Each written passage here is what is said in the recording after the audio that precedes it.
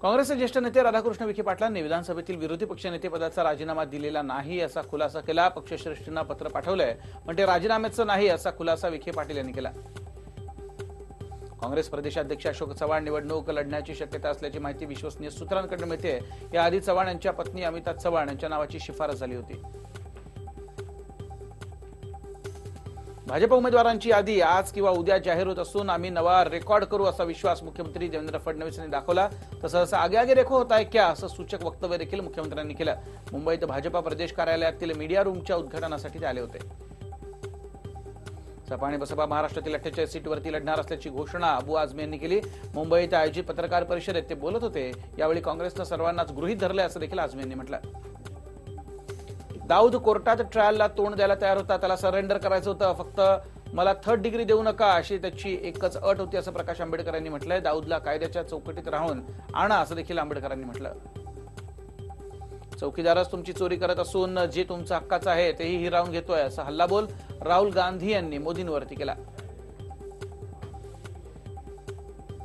बंगलोरमध्ये राहुल गांधींना प्रश्न विचारणाऱ्यांना अटक करण्यात आली आणि हे बहीण भाऊ आम्हाला म्हणतायत की आमच्या राज्यात बोलण्याचा अधिकार नाही असा घणाघात रविशंकर यांनी काँग्रेसवरती केला। काँग्रेसच्या नेत्यांना बोलण्याचा काही एक अधिकार नसल्याचं रविशंकर यांनी म्हटलं। 5 वर्ष सत्तेत राहून तुम्ही काय केलं असा सवाल प्रियंका गांधींनी सरकारला केला। उत्तर प्रदेशमध्ये आयोजित सभेत त्या बोलत होत्या। सैनिकांना शेतकऱ्यांना काहीच मिळालं नसल्याचं प्रियंका गांधी यांनी म्हटलं। सत्तेत आल्यास राजीव गांधींच्या मारेकऱ्यांना सोडू तसंच शैक्षणिक कर्ज माफ करणार असल्याचं काँग्रेससोबत आघाडी केलेल्या द्रमुकनं आज जाहीरनाम्यात वचन दिलं। त्यासोबतच नीट परीक्षा रद्द करण्याचं आश्वासन देखील द्रमुकनं जाहीरनाम्यात दिलं। आमदार हर्षवर्धन जाधव हे औरंगाबाद लोकसभेची जागा काँग्रेसकडनं लढवण्याची शक्यता निर्माण झाली। याबाबत त्यांनी काँग्रेसला प्रस्ताव दिला असून अद्याप काँग्रेसकडनं विचार सुरू असल्याची माहिती हर्षवर्धन यांनी दिली। माढ्याचा तिढा सुटेना, पवारांच्या माघारीनंतर विजयसिंह मोहिते पाटील माढ्यातनं इच्छुक आहेत। त्यांनी अकलूज येथे समर्थकांची बैठक बोलावली तर इकडे राष्ट्रवादी काँग्रेसची मुंबईमध्ये देखील बैठक होतीये। मात्र जागा सुटली नाही तर विजयसिंह मोहिते पाटील पक्ष सोडण्याची शक्यता आहे। राष्ट्रवादी युवक काँग्रेसचे पहिले अध्यक्ष आणि विजयसिंह मोहिते पाटलांचे सुपुत्र रणजित सिंह उद्या भाजपमध्ये प्रवेश करतायत। राष्ट्रवादीनं माढ्यातनं उमेदवारी जाहीर न केल्यानं रणजित सिंह हे नाराज आहेत। रणजित सिंह मोहिते पाटील यांच्या पंढरपूरमधील शिवरत्न बंगल्यावरती समर्थकांनी त्यांची बैठक सुरू आहे। या बैठकीसाठी जिल्ह्यातनं हजारो कार्यकर्ते दाखल झालेत। मनोहर पर्रिकर यांच्या निधनानंतर गोव्यात भाजपनं पुन्हा सत्ता स्थापन केली। मात्र या संपूर्ण प्रक्रियेत प्रचंड मोठा व्यवहार झाल्याचा आरोप गोवा काँग्रेस अध्यक्ष गिरीश चोडणकर यांनी केलेला आहे। गडकरी आणि अमित शहा यांनी घोडेबाजार केल्याचा त्यांनी आरोप केला। गोव्याचे नवे मुख्यमंत्री प्रमोद सावंत यांनी आपला पदभार सांभाळला असून आता 40 सदस्यांची गोव्याच्या विधानसभेत फ्लोर टेस्ट होणार आहे। दरम्यान आपल्या कार्यालयात पर्रिकरांचा फोटो ठेवून सावंत यांनी कामकाजाला सुरुवात केली। हरियाणाच्या गुरुग्राम इथं सीआरपीएफच्या संचलन कार्यक्रमात राष्ट्रीय सुरक्षा सल्लागार अजित डोवाल यांनी पुलवामा हल्ल्यातील शहीद जवानांना श्रद्धांजली वाहिली। पुलवामा हल्ल्याला देश कधीच विसरणार नाही असं देखील डोवाल यांनी म्हटलं। लष्कराचे जवान विजय कुमार आणि सीआरपीएफचे जवान प्रदीप कुमार पांडा यांना मरणोत्तर कीर्ती चक्र प्रदान करण्यात आलं। यावेळी शहीद विजय कुमार आणि प्रदीप कुमार यांच्या पत्नींना हे पुरस्कार राष्ट्रपतींच्या हस्ते दिले गेले। सर्जिकल स्ट्राईकचा सल्ला दिल्याच्या वक्तव्यावरून शरद पवार यांना भाजपनं ट्रोल केलंय। व्यंगचित्राच्या द्वारे भाजपनं पवारांना टार्गेट केलं। अभिनंदनला सोडण्याचा सल्ला मीच इम्रानला दिला होता असंही भाजपनं व्यंगचित्रात म्हटलंय। काँग्रेस आणि आपच्या आघाडीसाठी पवारांनी मध्यस्थी केली आहे। आपनं पवारांमार्फत 3 राज्यातील प्रस्ताव पाठवलेत। दिल्लीत आपल्याला हव्या त्या 5 जागा हव्यात तर काँग्रेसला 2 जागा देणार असल्याचं केजरीवाल यांनी म्हटलं। तर पंजाबमध्ये काँग्रेसला 10 आणि आपला 5 जागा पाहिजेत। कर्नाटकातील धारवाडमधल्या कुमारेश्वर 3 मजली कमर्शियल कॉम्प्लेक्सची इमारत कोसळून एकाचा मृत्यू झाला तर 6 जण जखमी झाले असून 40 जण ढिगाऱ्याखाली अडकल्याची भीती आहे। दुर्घटनास्थळी शोध आणि बचावाचं काम युद्धपातळीवरती सुरू आहे। 3 सरकारी बँकांचे 68 कोटी रुपयांहून अधिक कर्ज थकवल्यानं शिवसेना नेते मनोहर जोशी यांचं विकासक असलेले चिरंजीव उन्मेष जोशींसह त्यांच्या कुटुंबियांची कुर्ला आणि लोणावळ्याची मालमत्ता जप्त केली आहे। Kohinoor education ट्रस्टनं bank of Maharashtra, state bank of India आणि बँक ऑफ इंडिया यांच्याकडनं ही कर्ज घेतली होती।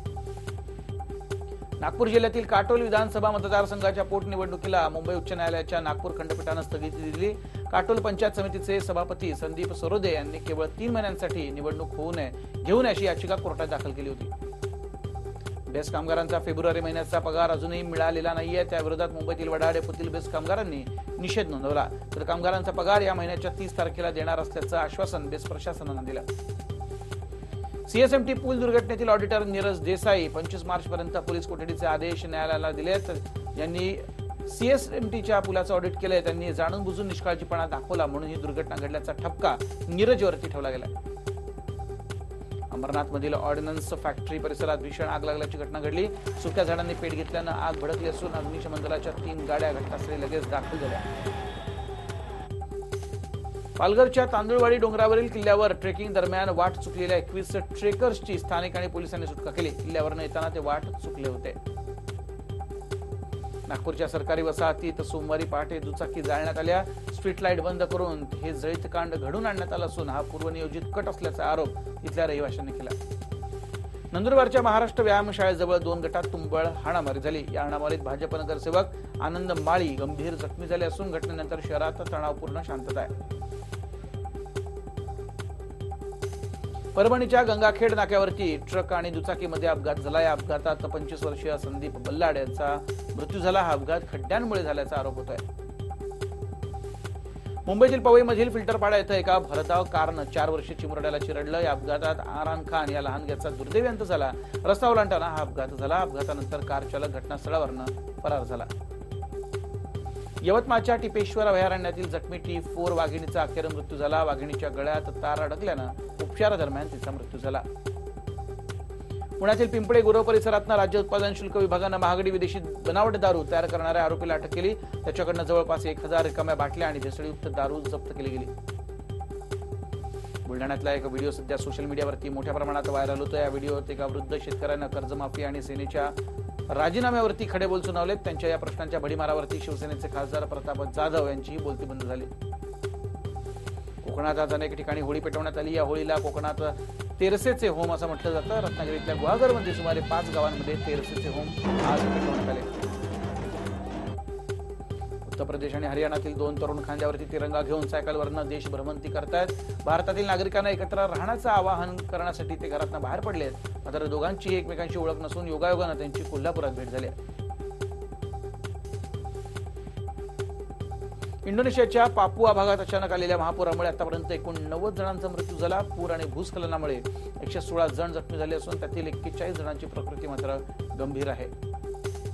एका 16 वर्षीय स्वीडिश मुलीला शांततेच्या नोबेल पुरस्काराचं नामांकन मिळालंय. ग्रेटा थुनबर्ग असं या मुलीचं नाव असून तिनं जलवायू परिवर्तन रोखण्यासाठी स्कूल स्ट्राईक करून स्वीडिश संसदेसमोर धरणं आंदोलन केलं होतं. गोव्यातील सबिता यादव हिनं विशेष ऑलिम्पिक जागतिक स्पर्धेत टेबल टेनिस प्रकारात सुवर्णपदक पटकावलं. इतकंच नाही तर तिनं दुहेरीत रौप्य पदक जिंकत देशाला 2 पदकं मिळवून देण्याचा पराक्रम केला. बुलढाण्याच्या चिखली इथं राज्यस्तरीय शरीर सौष्ठव स्पर्धेचं आयोजन झालं. यावेळी पिंपरी चिंचवडचा रुपेश चव्हाण सिनियर महाराष्ट्र श्री 2019चा मानकरी ठरला. 27 जिल्ह्यांमधून पुरुष आणि महिला या स्पर्धेत सहभागी झाले. एका पार्टीतून बाहेर येत असताना जया बच्चन यांचे फोटो काढणाऱ्या चाहत्यावरती त्या पुन्हा बरसल्या. माझ्या परवानगीशिवाय फोनमध्ये फोटो कसे काय काढू शकतोस असं त्यांनी चाहत्याला सुनावलं. प्रसिद्ध गायक अवधूत गुप्तेचा दुबईतील बॉलिवूड पॉवर्स दुबईमध्ये होळीच्या निमित्तानं कॉन्सर्ट पार पडले. यावेळी रंगांची उधळण केली गेली. दुबईतील होळीचे फोटोज अवधूत गुप्तेनं आपल्या सोशल मीडिया अकाउंटवरती शेअर केले.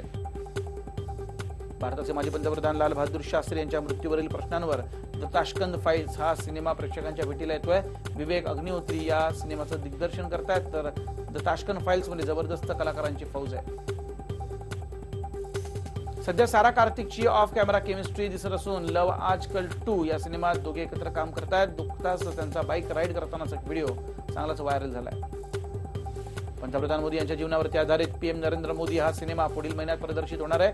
मात्र आता या चित्रपटाच्या प्रदर्शनाच्या तारखेत बदल करण्यात आला आहे. हा सिनेमा एप्रिलच्या पहिल्या आठवड्यात प्रदर्शित होईल. हा व्हिडिओ तुम्हाला आवडला असेल तर असे आणखी व्हिडिओ पाहण्यासाठी TV9चं YouTube चॅनल सबस्क्राईब करा, बेल बटण दाबा. ताज्या घडामोडींसाठी लॉग ऑन करा tv9marathi.com.